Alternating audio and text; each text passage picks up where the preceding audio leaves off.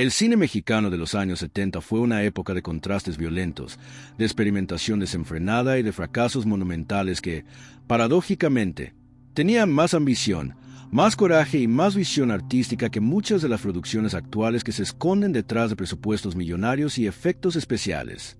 Cuando hablamos de la década de los 70 en México, estamos hablando de un momento crucial en la historia del séptimo arte nacional, un periodo en el que el gobierno mexicano invirtió fuertemente en la industria cinematográfica con la esperanza de crear una nueva edad de oro, pero que terminó produciendo una serie de películas que fracasaron estrepitosamente en taquilla, fueron masacradas por la crítica y quedaron enterradas en los archivos de la Cineteca Nacional como testimonios vergonzosos de ambiciones truncadas. Número 10. La montaña sagrada, dirigida por Alejandro Jodorowsky, 1973. Comenzamos nuestra lista con una de las películas más controversial y perturbadoras jamás producidas en suelo mexicano. La montaña sagrada fue un fracaso comercial absoluto en su momento. Ahora bien, algunos podrían argumentar que Jodorowsky es chileno, pero esta película fue producida íntegramente en México con dinero mexicano y con un equipo técnico mayoritariamente mexicano, lo que la convierte en una producción mexicana de pleno derecho. Este filme dejó al público mexicano completamente desconcertado, y las pocas salas que se atrevieron a proyectarla la retiraron rápidamente de cartelera ante la ausencia de espectadores. La película cuenta la historia de un ladrón que se asemeja a Cristo y que es reclutado por un alquimista para unirse a un grupo de 7 personas poderosas que representan los planetas del sistema solar, con el objetivo de ascender a una montaña sagrada y alcanzar la iluminación espiritual. La película está repleta de imágenes impactantes, grotescas y profundamente perturbadoras. Hay escenas de ranas y camaleones vestidos como conquistadores españoles recreando la conquista de México. Hay recreaciones de la masacre de Tlatelolco usando sapos en miniatura. Hay castración simbólica. Hay referencias al tarot, al budismo, al cristianismo místico y a prácticamente todas las tradiciones esotéricas que Jodorowsky pudo absorber en sus años de búsqueda espiritual.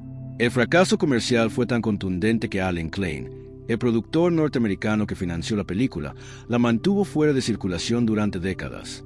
No fue sino hasta principios del siglo XXI que la película finalmente estuvo disponible para el público en general. Sin embargo, este fracaso comercial esconde una ambición artística que humilla completamente a la producción mexicana actual. Jodorowsky no estaba interesado en crear un producto comercial fácilmente digerible, sino en expandir los límites del lenguaje cinematográfico. Compare esto con las películas mexicanas contemporáneas que buscan desesperadamente complacer a todos los públicos posibles, que evitan cualquier tipo de controversia y que terminan siendo productos tan inofensivos que resultan completamente olvidables. Número 9. El Castillo de la Pureza, dirigida por Arturo Ripstein, 1972. La segunda película en nuestra lista es una de las obras más claustrofóbicas y perturbadoras del cine mexicano. A diferencia de La Montaña Sagrada, esta película no fue un fracaso comercial por su contenido esotérico o surrealista, sino porque su tema era profundamente incómodo para la sociedad mexicana de la época. La película cuenta la historia real de Gabriel Lima, un hombre que encerró a su familia en una vieja casona de la Ciudad de México durante 18 años, manteniéndolos completamente aislados del mundo exterior con el pretexto de protegerlos de la corrupción moral de la sociedad. La familia sobrevivía fabricando veneno para ratas que el padre vendía en las calles, siendo este su único contacto con el mundo exterior. El Castillo de la Pureza es una película opresiva que explora temas de autoritarismo familiar, fanatismo religioso y la locura que puede surgir del aislamiento. Fue elogiada por la crítica internacional y ganó varios premios en festivales europeos, pero en México fue un fracaso rotundo de taquilla. El público mexicano simplemente no quería ver una película que exponía de manera tan cruda y sin concesiones la patología del machismo autoritario mexicano, ese patriarcado enfermo que todavía infectaba a tantas familias del país. Lo que hace que este fracaso sea tan revelador es que Ripstein no suavizó nada, no añadió momentos de alivio cómico, no incluyó una resolución edificante o esperanzadora. La película es implacable de principio a fin, mostrándonos el deterioro mental progresivo de toda la familia bajo el yugo de este tirano doméstico. Claudio Brock interpreta al padre con una intensidad aterradora, creando uno de los villanos más memorables del cine mexicano sin necesidad de efectos especiales o maquillaje elaborado, solo con su presencia física y su interpretación contenida pero amenazante. Compare esto con las películas mexicanas actuales que tratan temas familiares, que invariablemente terminan con reconciliaciones forzadas, con mensajes sobre el poder del amor familiar y con finales felices que niegan la realidad de que muchas familias mexicanas están profundamente disfuncionales. El Castillo de la Pureza tuvo el coraje de mostrarnos la verdad sin endulzarla, y por eso fue castigada comercialmente. Número 8. Red, México Insurgente, dirigida por Paul Leduc, 1971. Esta película biográfica sobre el periodista norteamericano John Red durante la Revolución Mexicana fue un fracaso comercial porque se atrevió a ser experimental en su forma y crítica en su contenido. Paul Leduc, influenciado por el neorrealismo italiano y por el cine político de los años 60, creó una película que rechazaba las convenciones narrativas del cine comercial mexicano. No hay música extradiegética, no hay melodrama, no hay héroes perfectos ni villanos unidimensionales. La película sigue a Red mientras documenta la revolución liderada por Pancho Villa, pero Leduc se niega a romantizar la revolución o a sus líderes. En lugar de presentarnos a revolucionarios heroicos luchando por nobles ideales, vemos hombres complejos, a menudo contradictorios, capaces de gran valentía y de gran crueldad. La fotografía en blanco y negro de Alexis Grivas es deliberadamente áspera, casi documental, rechazando la belleza cinematográfica convencional en favor de un realismo crudo. El público mexicano de principios de los 70 no estaba preparado para esta desmitificación de la Revolución Mexicana. La revolución seguía siendo un tema sagrado en el discurso oficial del PRI, un evento fundacional que debía ser reverenciado, no cuestionado. Red México Insurgente cuestionaba esa narrativa oficial no de manera directa o polémica, sino simplemente mostrando la revolución como lo que realmente fue, un conflicto caótico, brutal y moralmente ambiguo. La película fracasó comercialmente porque el público mexicano todavía no estaba listo para ver su historia nacional despojada de su mitología. Lo que hace que este fracaso sea tan vergonzoso para el cine mexicano actual es que Red México Insurgente demostró que era posible hacer cine político e históricamente riguroso sin caer en la propaganda o en el entretenimiento superficial. Leduc confió en la inteligencia de su audiencia, asumiendo que los espectadores podrían apreciar una narrativa compleja y moralmente ambigua. El cine mexicano contemporáneo, en contraste, parece asumir que el público es incapaz de lidiar con cualquier tipo de complejidad y por lo tanto simplifica todo hasta convertirlo en papilla intelectual fácilmente digerible. Número 7. El Apando, dirigida por Felipe Casals, 1975. Basada en la novela corta de José Revueltas, El Apando es una de las películas más brutales y desesperanzadas jamás producidas en México. La película transcurre casi completamente dentro del Palacio Negro de Lecumberri, la prisión más infame de México, y sigue a 3 prisioneros adictos a la heroína mientras planean introducir droga a la prisión con la ayuda de sus madres y novias durante el día de visitas. No hay escape, no hay redención, no hay esperanza de rehabilitación o de justicia. El Apando fue un fracaso comercial porque era implacablemente deprimente y porque exponía la corrupción sistemática del sistema penitenciario mexicano. La película muestra cómo los guardias de la prisión trafican drogas, cómo torturan a los prisioneros en celdas de castigo llamadas apandos, cómo el sistema carcelario no tiene absolutamente ningún interés en rehabilitar a nadie, sino que existe únicamente como una máquina de castigo y degradación humana. El público mexicano de 1975 no quería confrontar esta realidad, especialmente cuando la película dejaba claro que el sistema carcelario era simplemente un microcosmos de la corrupción que infectaba todas las instituciones mexicanas. Lo más notable del Apando es su rechazo total de cualquier tipo de sentimentalismo. Felipe Casals y José Revueltas no nos piden que simpaticemos con los prisioneros, no intentan excusar sus crímenes con explicaciones sociológicas sobre pobreza o trauma infantil. Los prisioneros son adictos desesperados capaces de manipular y explotar incluso a sus propias madres para conseguir su siguiente dosis. Sus madres y novias son figuras trágicas que han sido arrastradas a la órbita de la adicción y el crimen de sus hijos y parejas, pero tampoco son presentadas como víctimas inocentes, sino como participantes activas en el ciclo de destrucción. Compare esta honestidad brutal con las películas mexicanas contemporáneas que tratan el tema del crimen y las prisiones, que invariablemente incluyen momentos de humanidad redentora, que nos muestran que incluso los criminales más endurecidos tienen un corazón de oro en el fondo, que con suficiente amor y apoyo cualquiera puede rehabilitarse. El Apando rechaza completamente esa fantasía reconfortante y por eso fue castigada comercialmente. Ahora es el momento perfecto para recordarte que si estás disfrutando este contenido, te suscribas a nuestro canal, Estamos comprometidos en traerte análisis profundos sobre el cine mexicano que no encontrarás en ningún otro lugar. Suscríbete ahora y forma parte de nuestra comunidad de amantes del séptimo arte mexicano. Dale clic a ese botón rojo de suscripción y activa las notificaciones para no perderte ninguno de nuestros videos. Número 6. Canoa, dirigida por Felipe Casals, 1975.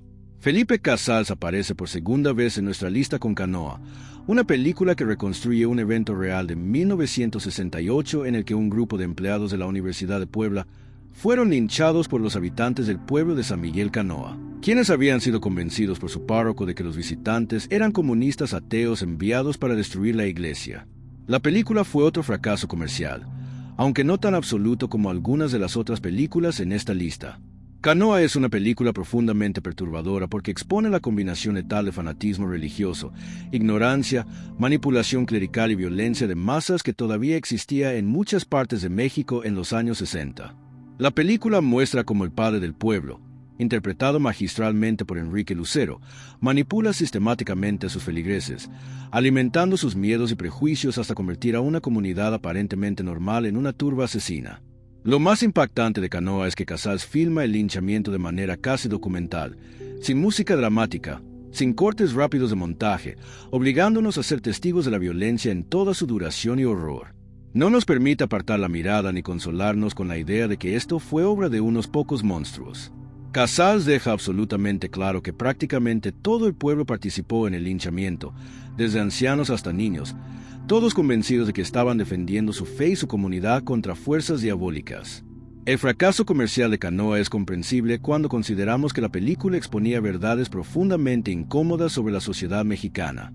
Mostraba que la Iglesia Católica, que todavía ejercía enorme influencia sobre millones de mexicanos, podía ser una fuerza de oscurantismo y violencia. Mostraba que el pueblo mexicano, tan frecuentemente idealizado en el discurso nacionalista, podía ser una turba irracional y asesina cuando era adecuadamente manipulado. Mostraba que el progreso y la modernización de México eran superficiales, y que justo debajo de la superficie persistían supersticiones medievales y fanatismo religioso. Compare esto con el tratamiento que el cine mexicano actual da a temas de religión y de violencia colectiva. Las películas contemporáneas raramente se atreven a criticar a la Iglesia Católica de manera directa, y cuando tratan temas de violencia de masas, tienden a ubicarla en contextos históricos seguros y distantes como la conquista española o a atribuirla enteramente al narcotráfico, evitando cuidadosamente cualquier sugerencia de que la violencia podría estar arraigada en aspectos más profundos de la cultura mexicana. Número 5. Actas de Marussia, dirigida por Miguel Itín, 1975. Esta coproducción mexicana-chilena dirigida por el cineasta chileno exiliado Miguel Itín fue un fracaso comercial en México a pesar de ser nominada al Oscar como Mejor Película Extranjera. La película reconstruye la masacre de 1907 en la oficina salitrera de Santa María de Iquique en Chile, donde mineros en huelga y sus familias fueron asesinados por el ejército chileno bajo órdenes del gobierno que actuaba en defensa de los intereses de las compañías mineras británicas. Actas de Marussia es una película épica que combina drama histórico con alegoría política sobre la resistencia obrera contra el capitalismo imperialista. Jean-Marie Volonté interpreta al líder de los mineros con intensidad revolucionaria, y la película no escatima en mostrar tanto la brutalidad de la represión militar como el heroísmo trágico de los trabajadores que sabían que su resistencia era fútil pero que se negaron a rendirse sin luchar. El fracaso comercial en México es particularmente revelador porque en 1975, apenas 2 años después del golpe de Pinochet en Chile, el tema de la represión militar contra movimientos obreros era extremadamente sensible. Aunque la película trataba sobre eventos en Chile ocurridos 70 años antes, las resonancias con la situación contemporánea eran imposibles de ignorar. El gobierno mexicano, que había dado refugio a miles de chilenos exiliados después del golpe, toleró la producción de la película como parte de su política exterior antifascista, pero no la promovió activamente porque su retrato de trabajadores organizados desafiando al poder del capital y del Estado era potencialmente subversivo. Lo que hace que este fracaso sea tan significativo es que Actas de Marussia demostró que era posible hacer cine político comprometido sin sacrificar valores cinematográficos. La película tiene una fotografía impresionante de Jorge Estal Jr., actuaciones poderosas y una narrativa épica que combina lo personal con lo político. No es propaganda simplista, sino una obra de arte comprometida que confía en que su audiencia puede manejar complejidad moral y política. El cine mexicano contemporáneo raramente produce películas políticas de esta ambición y compromiso. Cuando aborda temas políticos, tiende a hacerlo de manera oblicua o metafórica, evitando cuidadosamente cualquier cosa que pueda ser interpretada como demasiado partidista o controversial. Esta timidez contrasta vergonzosamente con el coraje de cineastas como Litin que arriesgaron sus carreras y a veces sus vidas para hacer cine político comprometido. Número 4. Las Poquianchis, dirigida por Felipe Casals, 1977. Felipe Casals aparece por tercera vez en nuestra lista con Las Poquianchis, basada en el caso real de las hermanas González Valenzuela, que operaron una red de prostitución en Guanajuato durante las décadas de 1950 y 60, secuestrando mujeres jóvenes y forzándolas a prostituirse, asesinando a aquellas que se rebelaban o que ya no eran rentables. Cuando la policía finalmente allanó su propiedad, encontraron los cuerpos de más de 80 mujeres y varios bebés enterrados en el patio. Las Poquianchis es posiblemente la película más perturbadora jamás producida en México. Casals no romantiza ni suaviza absolutamente nada de los horrores perpetrados por estas mujeres. Vemos a las hermanas golpear brutalmente a las prostitutas que intentan escapar. Vemos cómo las mujeres son obligadas a abortar mediante métodos brutales. Vemos cómo las víctimas son asesinadas y enterradas como si fueran basura. Diana Bracho, quien interpreta a una de las hermanas, crea uno de los personajes más genuinamente malvados del cine mexicano, una mujer completamente desprovista de empatía o de conciencia. La película fue un fracaso comercial masivo porque era simplemente demasiado brutal, demasiado deprimente, demasiado nihilista para el público mexicano. Además, la película exponía el hecho de que las hermanas habían operado durante décadas con la complicidad de la policía local, de funcionarios del gobierno y de miembros respetables de la comunidad que eran clientes regulares de prostíbulo. Las Poquianchis no era solo una película sobre dos mujeres monstruosas, sino sobre una sociedad entera que permitió y facilitó sus crímenes. Lo más notable de Las Poquianchis es que Casals se negó a ofrecer cualquier tipo de explicación psicológica o sociológica para los crímenes de las hermanas. No hay escenas de flashback mostrando traumas infantiles que podrían explicar su crueldad. No hay ningún intento de hacernos entender o simpatizar con ellas. Son presentadas simplemente como depredadoras humanas que vieron a otras mujeres más vulnerables como recursos a ser explotados hasta su destrucción. Esta honestidad brutal sobre la capacidad humana para el mal, y especialmente sobre la capacidad de las mujeres para perpetrar violencia contra otras mujeres, era demasiado para el público mexicano de los años 70. El cine mexicano actual, con sus narrativas simplificadas sobre víctimas inocentes y villanos claramente identificables, parece infantil en comparación. Número 3. Los Albañiles, dirigida por Jorge Fons, 1976. Basada en la novela de Vicente Leñero, Los Albañiles es un thriller de misterio que utiliza el formato de la novela detectivesca para explorar las divisiones de clase en México y la imposibilidad de la justicia en una sociedad profundamente desigual. La película comienza con el descubrimiento del cuerpo violado y asesinado del velador de una obra en construcción, y luego sigue la investigación mientras salta entre diferentes perspectivas temporales, revelando gradualmente las complejidades morales de todos los involucrados. Los Albañiles fue un fracaso comercial porque confundió y frustró a las audiencias que esperaban un thriller convencional con una resolución clara. Jorge Fons, en cambio, utilizó la estructura del misterio para explorar cómo la clase social determina quién es creíble, quién es sospechoso y quién merece justicia en México. La película sugiere que en una sociedad donde los albañiles son tratados como menos que humanos, donde se asume automáticamente que son criminales potenciales simplemente por ser pobres, la verdad se vuelve imposible de determinar porque el sistema judicial está diseñado para proteger a los poderosos y castigar a los vulnerables. Lo más impresionante de Los Albañiles es su estructura narrativa compleja que entrelaza múltiples líneas temporales y perspectivas sin perder nunca la claridad. Fons demuestra un dominio del lenguaje cinematográfico que permite al espectador seguir una narrativa complicada sin necesidad de exposición verbal excesiva. La cinematografía de Alex Phillips Jr. utiliza la arquitectura de la obra en construcción como metáfora visual de una sociedad en construcción que nunca se completará porque sus cimientos están podridos. El fracaso comercial de Los Albañiles revela la incomodidad del público mexicano con películas que cuestionan la narrativa nacional de progreso y movilidad social. La película sugiere que México está construido literalmente sobre la explotación de los trabajadores pobres, y que esa explotación está tan normalizada que ni siquiera la reconocemos como injusticia. Compare esto con las películas mexicanas actuales sobre crimen y justicia, que típicamente adoptan la perspectiva de la policía o del sistema judicial sin cuestionar sus supuestos fundamentales. Número 2. La Pasión según Berenice, dirigida por Jaime Humberto Hermosillo, 1976. Esta película extraordinariamente transgresiva de Jaime Humberto Hermosillo explora temas de necrofilia, obsesión erótica y la búsqueda del amor absoluto a través de la violación de todos los tabúes sociales. La protagonista, Berenice, trabaja en una morgue y desarrolla una obsesión erótica con los cadáveres que maneja, particularmente con el cuerpo de un joven ahogado. La película sigue su descenso hacia la locura mientras intenta preservar y poseer completamente al objeto de su obsesión. La Pasión según Berenice fue un fracaso comercial absoluto y fue denunciada por grupos católicos conservadores que exigieron su prohibición. La película era simplemente demasiado transgresiva, demasiado perturbadora, demasiado explícita en su exploración de deseos tabú para el público mexicano de mediados de los 70. Sin embargo, Hermosillo no creó una película de explotación o una película de horror diseñada para ser gratuito. En cambio, utilizó la transgresión extrema como herramienta para explorar preguntas filosóficas sobre la naturaleza del deseo, la imposibilidad del amor perfecto y la relación entre Eros y Thanatos. La actuación de Marta Navarro como Berenice es notable por su valentía y compromiso con un papel que podría fácilmente haber sido ridículo o repulsivo.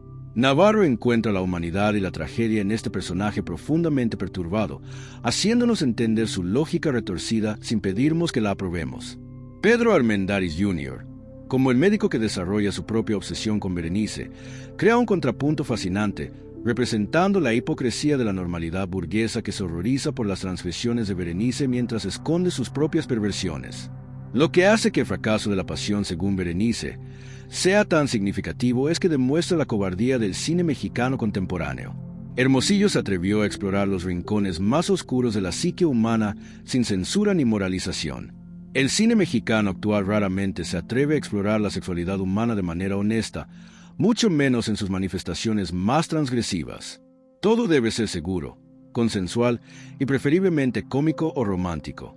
Si te está gustando este recorrido por las películas más atrevidas y olvidadas del cine mexicano, no olvides darle like a este video y compartirlo con tus amigos que también son amantes del cine de autor. Y por supuesto, suscríbete a nuestro canal para más contenido como este. Tu suscripción nos ayuda a seguir creando videos de calidad sobre el séptimo arte mexicano y latinoamericano. Número 1. El lugar sin límites, dirigida por Arturo Ripstein, 1978. Llegamos finalmente al número 1 de nuestra lista, una película que representa quizás el fracaso más significativo del cine mexicano de los años 70 precisamente porque era la película más artísticamente lograda y temáticamente audaz de toda la década. El lugar sin límites, basada en la novela de José Donoso, cuenta la historia de la Manuela, un travesti envejecido que regenta un burdel en un pueblo rural decadente del norte de México, y su compleja relación con Pancho, un camionero machista que siente una atracción simultánea y un odio violento hacia la Manuela. La película fue un fracaso comercial devastador porque trataba abiertamente temas de homosexualidad, travestismo y deseo queer en una época en que estos temas eran absolutamente tabú en el cine mexicano comercial.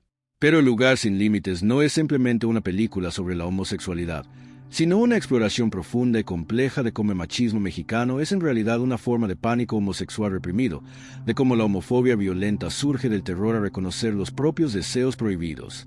Roberto Cobo, quien décadas antes había sido el inolvidable Jaibo en Los Olvidados de Buñuel, crea en la Manuela uno de los personajes más memorables y conmovedores del cine mexicano. La Manuela es simultáneamente patética y digna, ridícula y trágica, manipuladora y vulnerable.